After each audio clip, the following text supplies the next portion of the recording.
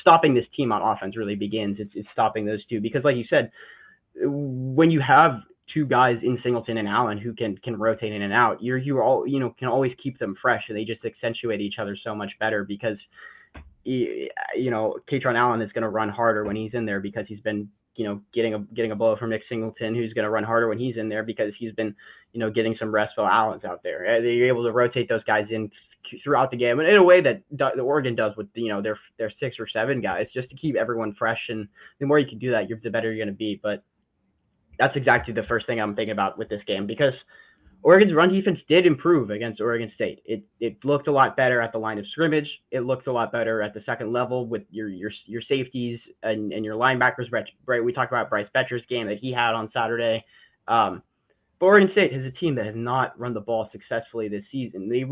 Their game script really got out of hand in that second half. It was like 5 or 6 3 and outs in a row for them, where they couldn't get anything going on those early downs, and then Malik Murphy had to drop back and try to pass against this Oregon pass rush, against this Oregon secondary, and that didn't go well for him on those second and third and longs. But Oregon State, their first 3 games of the season, they're 2.6 yards per carry, and then against Oregon, they're 2.6 yards per carry. This is a team that ran for 8 total yards against Texas Tech on less than half a yard per carry.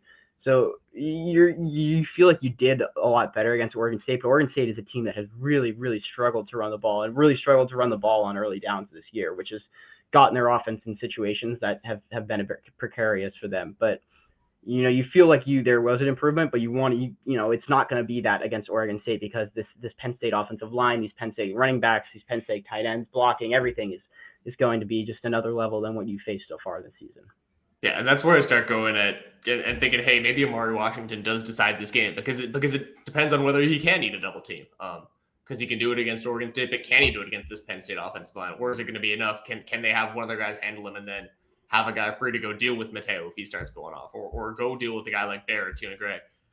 And that's, I think, where I landed on this, because it was the middle where the Ducks got gashed a couple times in this game. And you have guys on the outside who feel like they can fly around and make tackles, but if they can keep going up the middle and you still have to account for the outside, that's where it starts worrying me. I think Amari Washington, especially early in this one, if they're able to establish that ability to go up the middle, it worries me that it could get out of hand for the Ducks.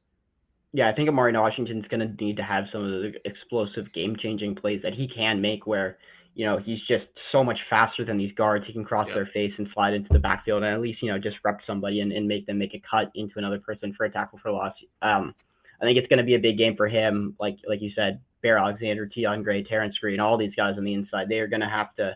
I don't want to get into that ESPN step-up culture of sports talk, but these are guys that do have to step up for the Ducks to succeed in this game and kind of raise their games to that next level, and what we think they can do, because you have some really big bodies on the inside there. And then let Tatum Tuioti, who has been, he's got tagged 5 tackles for loss already this season, let him be able to rally to the football. Let Mateo Youngale scrape down the line and impact plays. Let Bryce Betcher, he said when he was asked about what made him able to do, have the game he did against the run on Saturday, he said it was because the defensive line is giving him those opportunities and opening up those holes for him to attack downhill.